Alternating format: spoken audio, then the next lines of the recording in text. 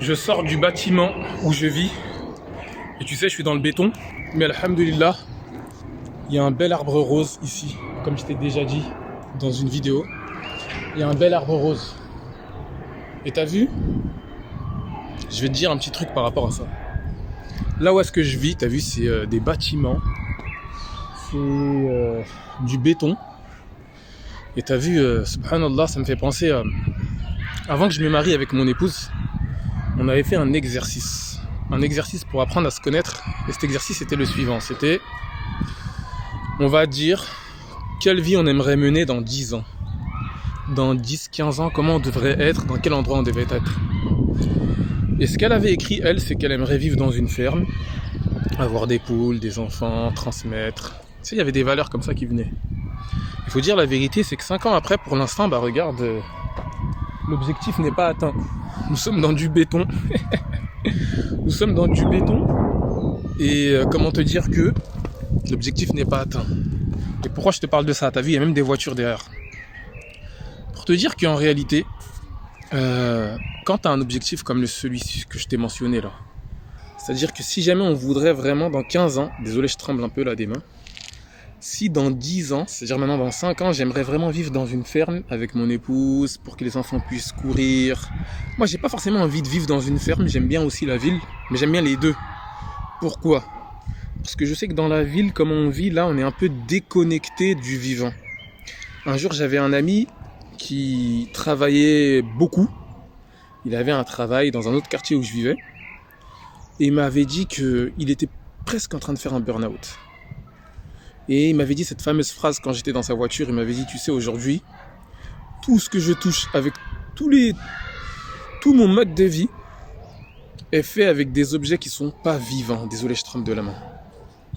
Il m'a dit ça, il m'a dit, regarde, tout ce que j'utilise, je peux l'utiliser, je peux l'éteindre. J'ai une voiture, je peux l'allumer, je peux l'éteindre. J'ai un téléphone, je peux l'allumer, je peux l'éteindre. J'ai une télé, je la regarde, je l'éteins. En fait, je suis trop en connexion avec des choses qui sont pas vivantes. Et ça m'affecte. Et le frère, il n'était pas musulman encore à ce moment-là, mais il disait, j'ai l'impression que je perds quelque chose. Et bah, tu vois, quand on vit dans un décor comme celui-ci, là, que je te montre, bah forcément, tu comprends bien que, par exemple, pour mes enfants, si jamais j'ai des enfants, bah j'ai un fils là, j'ai pas envie qu'ils vivent uniquement dans ça, parce que forcément, il va être connecté que aux écrans. Forcément, il va y perdre des choses s'il n'apprend pas à méditer sur la création, s'il n'apprend pas à méditer. Tu sais, aujourd'hui, il y a des études qui sont faites. Les enfants, il y a des enfants, ils ne savent pas que le beurre vient du lait. Certains peut-être ne savent pas que le lait vient des vaches et des animaux.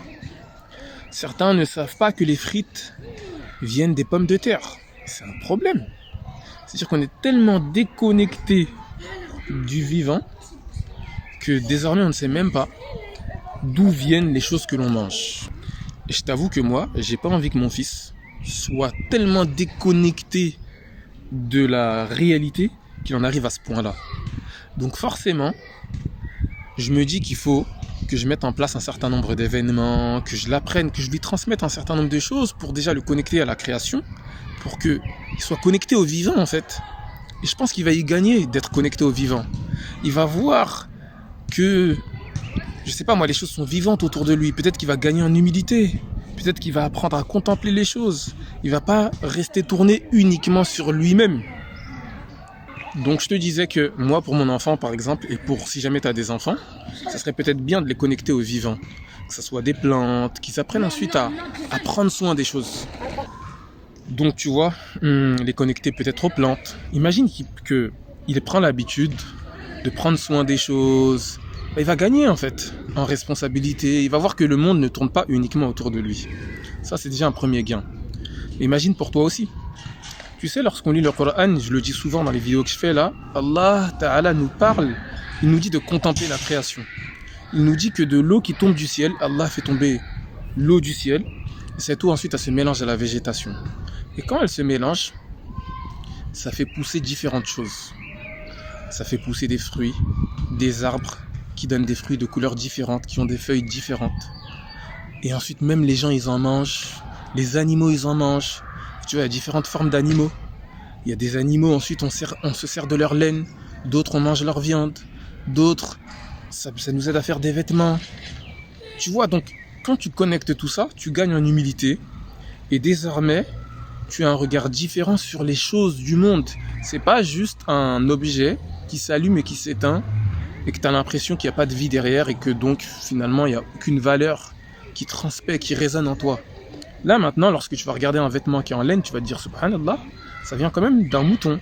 Et ce mouton, il a mangé de l'herbe. Et cette herbe, elle est venue de l'eau. Et cette eau, elle vient de loin. Et tout ça, c'est la création d'Allah.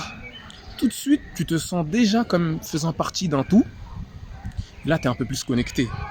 Et là, tu vas dire subhanallah, alhamdulillah, Allahu akbar. Tu comprends?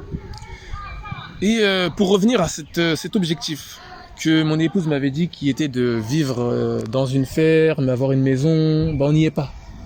Mais tu sais, c'est un peu... Peut-être que toi aussi, tu as des objectifs, regarde. Je sais pas dans quelle situation tu es. Peut-être que tu n'es pas marié. Et que tu aimerais te marier avec quelqu'un de bien, avec qui tu vas pouvoir cheminer dans ta religion. Ou peut-être que tu vas t'être amené à être marié, là, tu es déjà en train de réfléchir au mariage, et que tu as envie d'avoir des enfants. Peut-être que tu as déjà des enfants.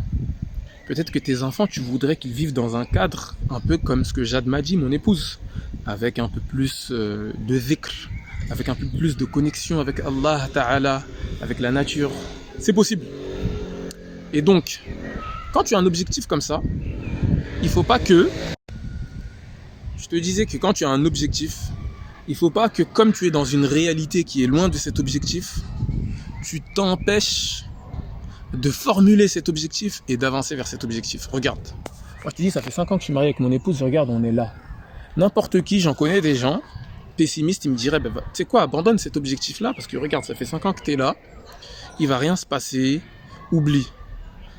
Mais le problème, il est que si jamais je me dis ça, de toute façon, il va rien se passer, regarde, je suis là, oublie. En fait, c'est le meilleur moyen de ne pas atteindre l'objectif, qui est d'avoir une ferme, d'apporter un cadre bon pour mes enfants, qui leur permettent de méditer. La dernière chose à faire, c'est de me dire ça.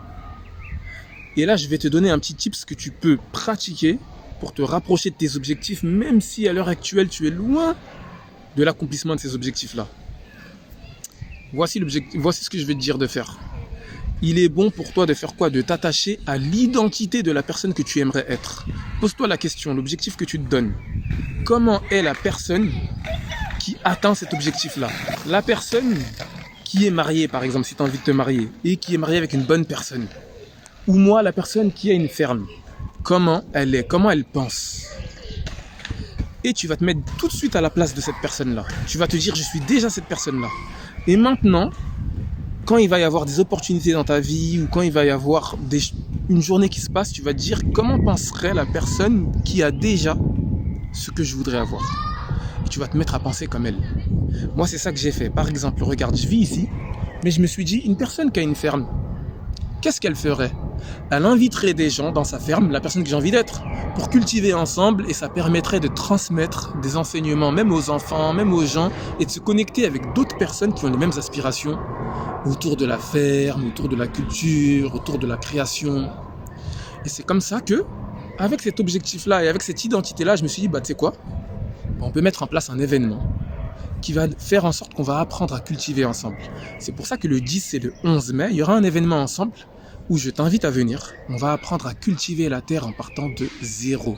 Et on a amené un intervenant qui a plusieurs années d'expérience et on va apprendre à partir de zéro. On sera dans un cadre avec d'autres frères et d'autres sœurs pour apprendre justement à nous connecter, à méditer, à partager un moment fort. On aura à la fois un savoir-faire concret, à la fois on va méditer et alhamdulillah, ce sera un bon moment ensemble. Et ça sera même ouvert aux enfants. Donc si l'événement t'intéresse, je te mets en description un petit questionnaire. Et Inch'Allah, on mettra en place peut-être d'autres événements comme ça tout au long de l'année. Et donc tu vois, en faisant cela, je me rapproche de cette identité dont je t'ai dit. Et j'arrête de me bloquer parce que je vis dans un environnement comme celui-là. Maintenant, j'arrête de me bloquer. Et tu sais quoi?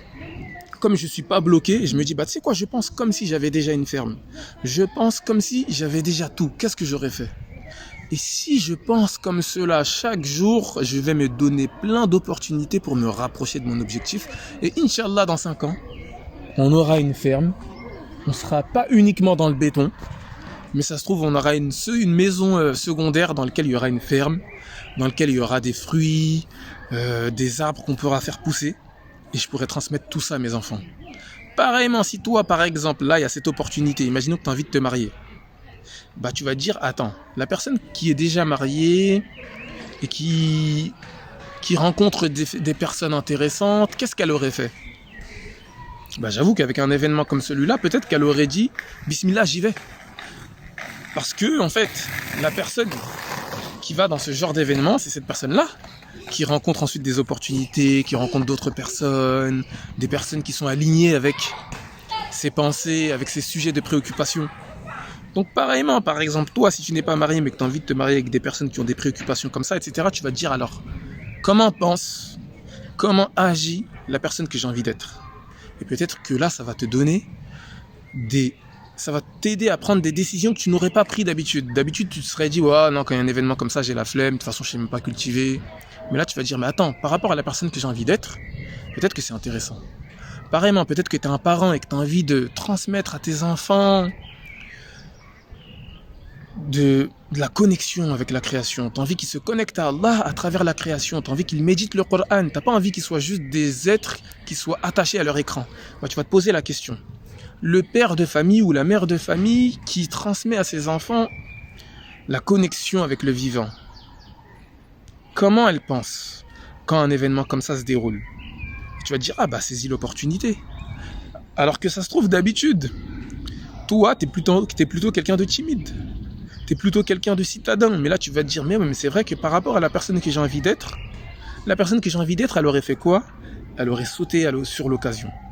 Donc ça veut dire, bismillah, attache-toi à cette identité-là que tu as envie d'être, et bismillah. Et tu vas voir que si tu fais ça chaque jour, en fonction des opportunités qui se placent dans tes journées et dans ta vie, tu vas te rapprocher petit à petit de ton objectif. Donc là, c'est une manière de se rapprocher de ton objectif en t'attachant à l'identité que tu as envie d'exprimer.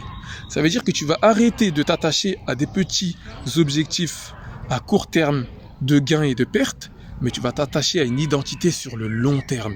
Comme moi, si je m'attache à cette identité sur le long terme de la personne qui a déjà une ferme et qui se connecte aux autres et qui saisit les opportunités de méditer sur la création et d'apprendre à cultiver, etc., bah, tu vas voir que, Inch'Allah, dans 5 ans, j'aurai ma ferme.